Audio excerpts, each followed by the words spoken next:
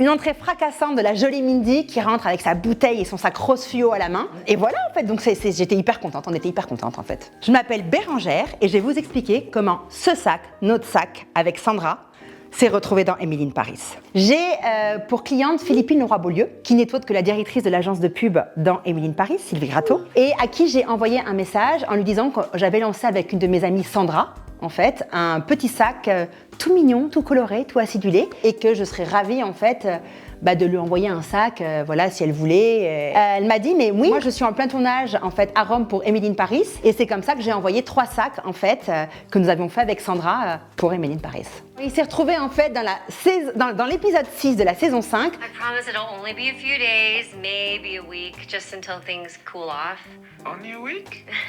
This is for you. Wow, your place is so chic. C'est un sac qui est fait dans nos montagnes par nos bons soins. Donc Sandra les faisait, maintenant elle m'a initiée, donc on les fait toutes les deux. On met 6 heures pour les faire et la particularité de notre sac, c'est que c'est un origami en fait, c'est un pliage, donc il n'y a aucune couture.